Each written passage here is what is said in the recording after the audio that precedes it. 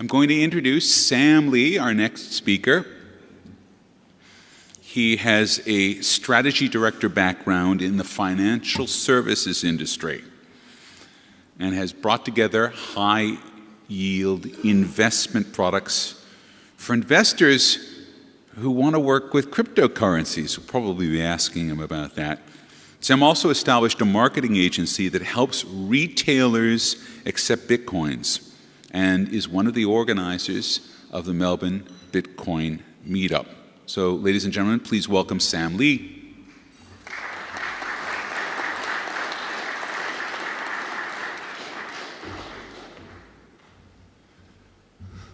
Hi, everyone.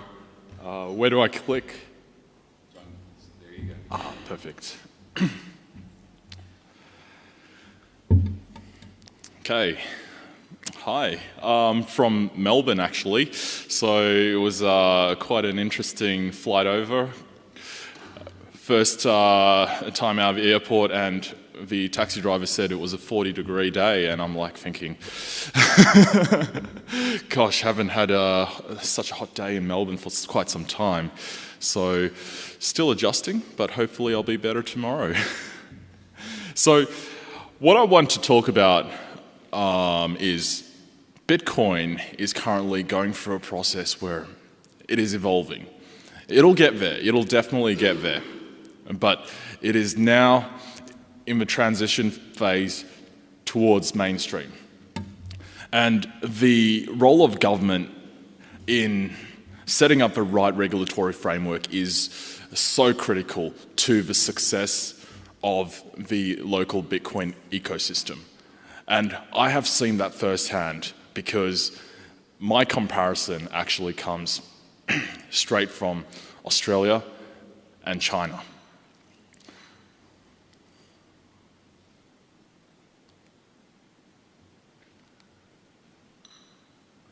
So, we've already had quite a few speakers and we already know how awesome Bitcoin is.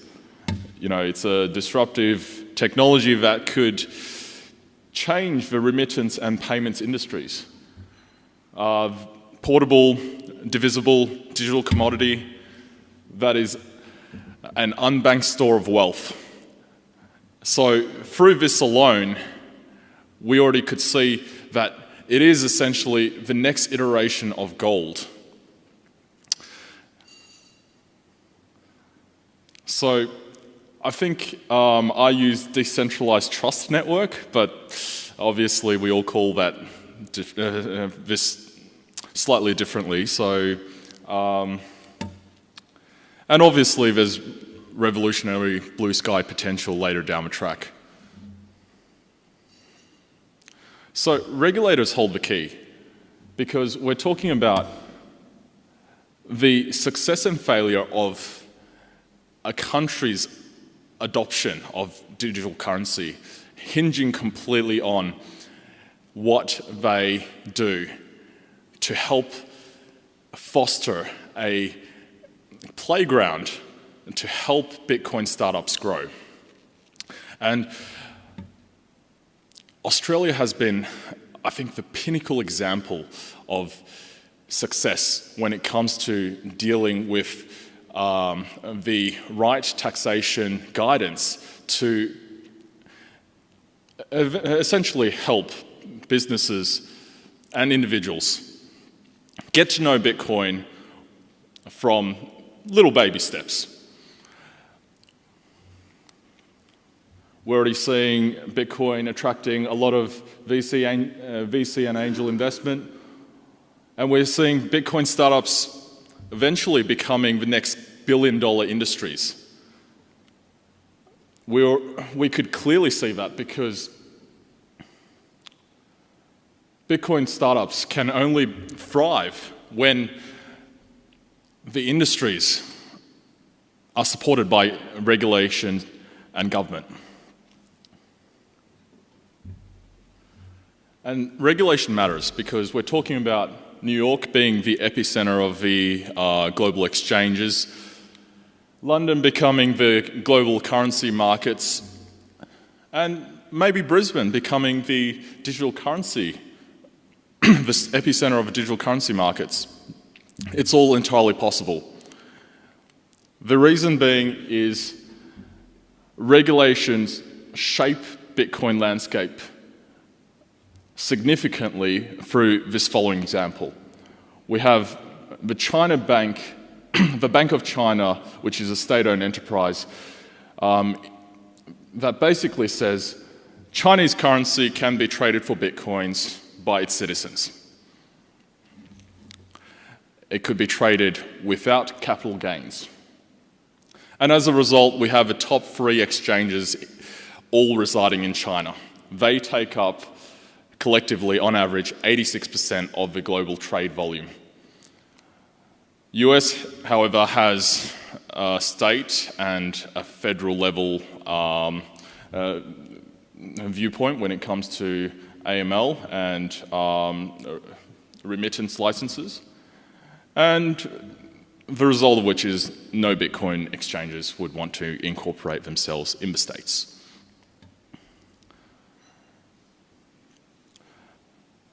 So the Chinese, however, have said Bitcoin cannot be exchanged for products or services. And this means no merchants in China, if you look at coinmap.org, no merchants in China would ever accept Bitcoin for a payment of a product or service. Whilst in the States, in contrast, it's flourishing. You've got Bitcoin boulevards popping up left, right, and center.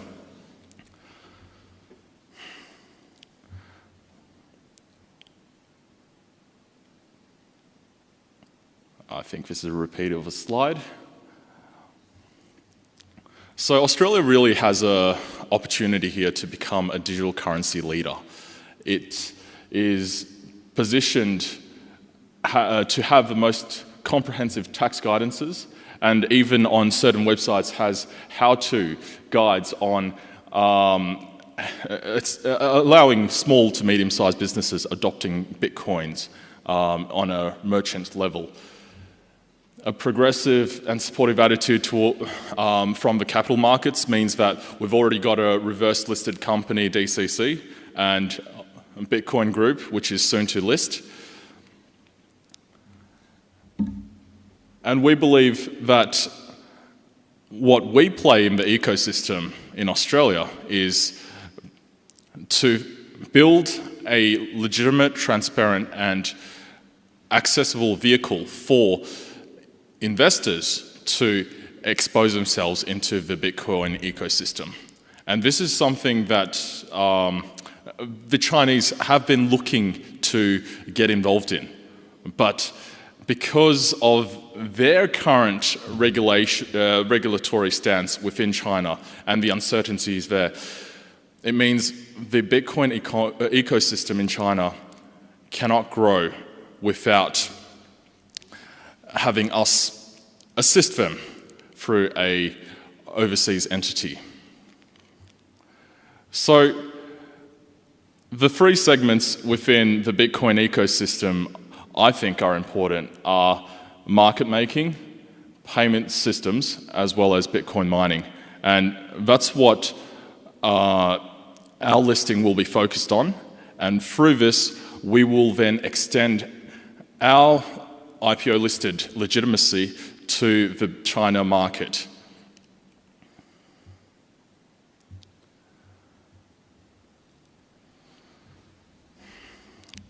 So, our advantages is that we have been the only positive news within the Chinese Bitcoin ecosystem all year. The announcement in October was the one that got syndicated to over 40 Tier 1 press within China.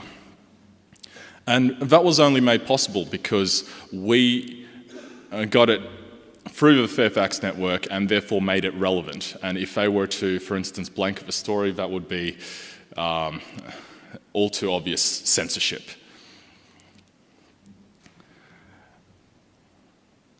And as I highlighted before, we want to essentially put our heads on the chopping block here by saying that investing in an Australian IPO listed company will effectively mean the money will be transparent and legitimate. And then when it's reinvested back into the Bitcoin ecosystem, there won't be any bad practices, because at the end of the day, our reputation's on the line here. And I think that's what the industry really needs. So, digital currency like Bitcoin will definitely change the world, and I believe that with the right guidance and assistance from the government and regulators, Australia can be the next powerhouse in the digital currency revolution. And if Australia does not, or any country does not embrace Bitcoin, they will essentially be subject to a similar scenario where North Korea doesn't embrace the internet. So, thanks.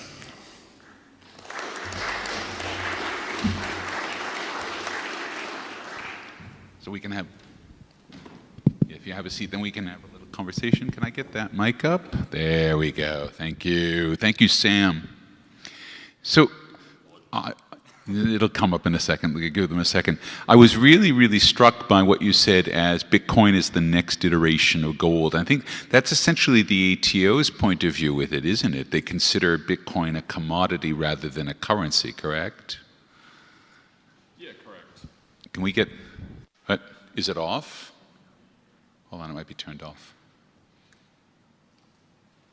Sorry, that was my bad. I'm sure I turned it off right before the break. So, yeah, I believe because of its predictable nature of inflation and its overall deflationary nature, it models itself according to gold. And because of its scarcity, it actually allows us to utilize that as a remittance platform. Well, except we haven't stopped mining all the gold in the world. And yet in what is it, 2030, 2029, we mine the last Bitcoin, 2031? I forget, someone in here must know. 2140? Yeah, well, you'll mine 0.99, it's like going to the speed of light. All right, so in 2140, then we get to the last Bitcoin. So I guess at some point in the future, we'll stop mining them. So gold is not fundamentally deflationary in that sense, in that there's a constant supply of gold entering the market, but the number of Bitcoins is going to trail off. Well, that's not always a bad thing, because at the end of the day, if we're talking about an alien race coming over to Earth and seeing us dig up this yellow rock from the ground, smelting it, and then putting it back into another ground with high security guards, I think that's quite silly, don't you? Fair enough. Huge waste of resources. Okay, so to Bitcoin Group, so there's a lot of Bitcoin businesses out there, and none of them have IPO'd yet? Not through a front door listing, yes. Right, I can say they've reverse IPO'd, but they haven't actually gone through a front door listing. So, I mean, if you have a first in the world position on this, I mean, first off, you have to make sure that you don't screw it up, because then you ruin it for everyone else. But you also, I suppose, no pressure, but I also suppose that at the same time you have to be thinking about what that turns you into. I mean, the first company in the internet space to IPO arguably would have been Yahoo, right? And Yahoo sort of set the stage for all of the other, for the Netscapes and all the other companies that would follow after it. So how do you see, I mean, if you're aligning yourself in that tradition, what does the Bitcoin Group sort of mean in terms of the overall arc of Bitcoin as a public currency? Well, we're true believers in that the value is going to be constantly increasing due to the nature of demand outstripping supply. So our core focus is in actually Bitcoin mining, because that is the only way in today's market you're able to generate Bitcoins at below market value. So you think of a gold mine. Current gold price, let's say, is 1,200. Gold mines probably produce the same amount of gold for $1,000, and the cream is their profit. So you're going to be establishing, it's funny because I just saw some lovely pictures, quite disturbing pictures of the mining fire that happened in Thailand a few weeks ago, where this vast array of machines caught fire and melted down. Is that essentially the business that you're going to go into? Not the fire business, but the setting up of the large Bitcoin mining farms? Yeah, that's correct. And to be honest, that's done by a bunch of amateurs. So, well, clearly it burnt up, right? Yeah. Yeah, in Thailand, and the configuration's all wrong, too close together. The power supplies were all not suited to that kind of humidity and environment, etc. So do you see yourself then, are you more like a BHP than you are like a Suncorp? Well, think of it this way. We cannot go into an IPO, list with a lot of money, and then squander it on blue sky projects, because sure, we'll list very quickly, but we'll also go bankrupt very quickly as well. Bitcoin mining is something that will return you more in terms of Bitcoins than what you would have been able to buy on the open market at that point in time. It's a long-term play, and because Bitcoin mining is not 100% legitimate in China, the Chinese mining industry reaches out to us and supports our IPO in order to help us extend our IPO listed legitimacy to them in China. So in other words, they're outsourcing, because they're forbidden to mine, they can outsource it by purchasing stock in your company. Yes, and purchasing stock in our company will effectively allow them to be more liquid with their investment as well. So, I mean, can you I'm actually really interested in understanding the model of the business. You know, for X number of dollars of investment, what degree of return are you? I mean, now that you're doing an IPO, you probably have this all laid out in your paperwork for them. But what kind of return do you expect to be able to generate for $1 invested in shares in the company? Well, this is a tricky question because it all depends on how well you time your mining cycles. So the way we work... Okay, step back. What do you mean by your mining cycles? I mean, is there an overall fluctuation in the Bitcoin price? Is that what you mean, or...? Well, when you go into mining, you don't really care too much about the Bitcoin prices. What you care about is getting access to the best hardware and staying ahead of the curve of the latest chips, the latest ASICs that are used to create to mine. That's correct. Okay. Don't you forget, China created the first ASIC chips, but the reason they're falling behind the 8 ball on that is because they cannot, similarly like Bitfury, raise the capital needed in order to continually do their R&D to develop more advanced chips. The result of which is all of a sudden the tables have turned. Given Australia has such great regulatory clarity around tax guidance and investing in the Bitcoin ecosystem, it allows us to very easily convince and get buy-in from the Bitcoin ecosystem within China. And that's all we're relying on, to be honest. If Australia was to tomorrow say, no, Bitcoins are illegal, then that's all our strength gone. So are you using your own ASICs, or are you buying ones off the market? Do you have a design arm that's designing a new generation? So is engineering part of that task, or is it simply taking the latest generation in that part of the sense of being on the curve? Well, designing ASIC chips is very high risk if you don't know what you're doing. It requires the brightest minds in engineering.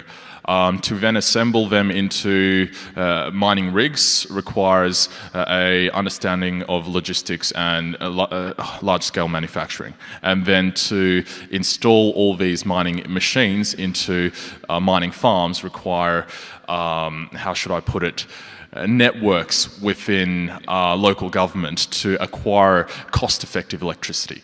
So in other words, each tier cannot forward or backward integrate into each other. And because of that, we play our specific role, which is to integrate with capital markets, with traditional capital markets, and bring that capital into the Bitcoin ecosystem.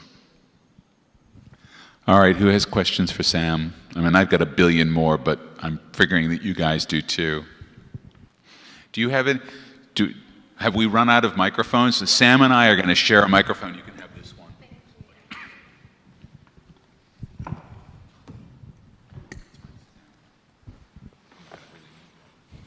Sam. Hi. Hi, Angus. I was watching the rise and rise of Bitcoin last night, and so I guess, and we're talking about the decentralization nature of the Bitcoin currency, and the fact that I think the creator of the documentary was talking about he was mining, and obviously he couldn't keep up with the hardware costs, so therefore he had to sell it back. Are we going to a stage whereby potentially the computational power of companies like yourselves will end up causing a centralization of Bitcoins, and therefore the ability to manipulate the, I guess, the supply side of the Bitcoin itself? I guess that's my issue in terms of whoever has the most money to invest in the mining will potentially own or become a central reserve, I guess you could say, a bit like of gold. But companies like yourselves, therefore owning a lot of the Bitcoin and manipulating the supply side. Well, there's always people out there manipulating prices of all sorts of commodities and penny stocks. So Bitcoin is no different. We see the slaying of a bear whale a couple of weeks ago, and that was a bit of fun. Kept me up all night.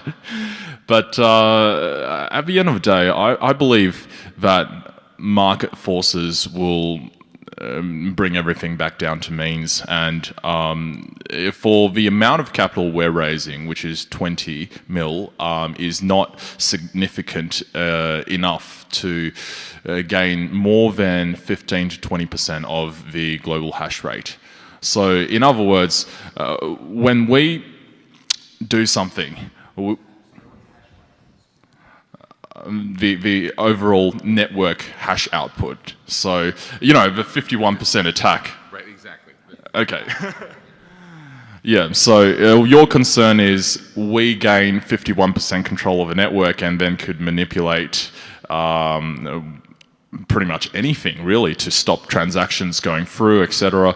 I honestly don't think no one actually has the financial capacity at this stage to do that. And even if they do that, they're incentivized to see Bitcoin succeed because they're mining Bitcoins. So if they do something malicious, well, that's just throwing away money, isn't it?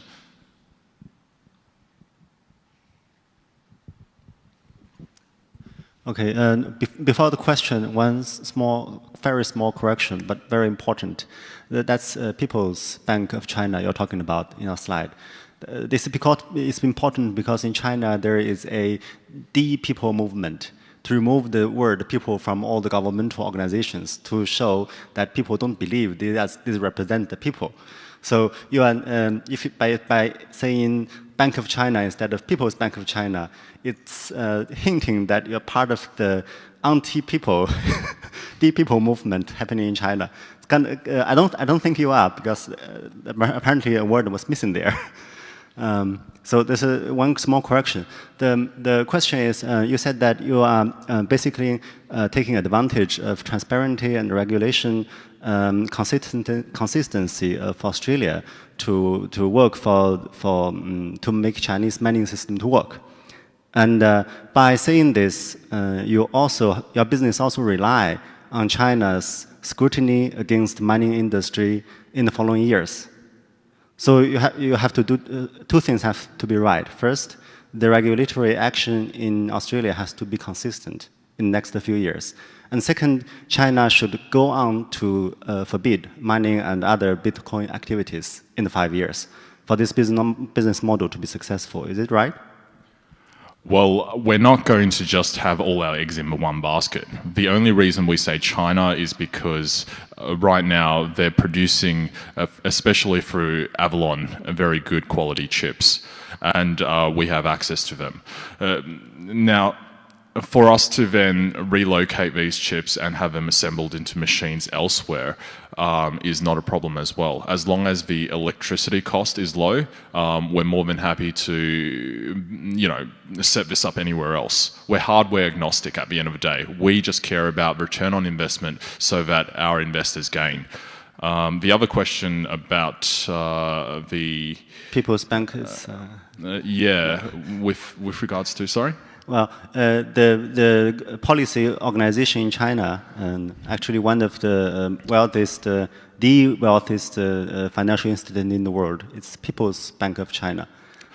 The Bank of China is the other one. Yeah, okay. So a bit of a typo there, but all right. The other question was in regards to, there was one more.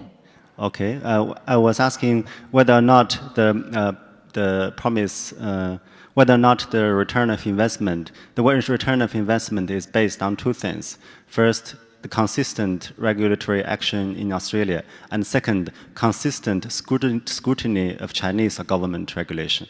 Correct? Yeah. So to cover off on the Australian side, I believe in a democratic system where we're able to lobby and we're able to vote. So at the end of the day, in this country, if we say something that it makes sense and benefits the government and aligns with their digital economy goals, then I don't see why they should essentially shut off this very revolutionary new product. Do you have to convince the investors that China's scrutiny against Bitcoin will go on? Well, we have a lot of investors who come from China to invest in our IPO. And so they believe that the Chinese government won't, in fact, touch mining if they were to, well, if these mining operations were in part owned by an Australian entity.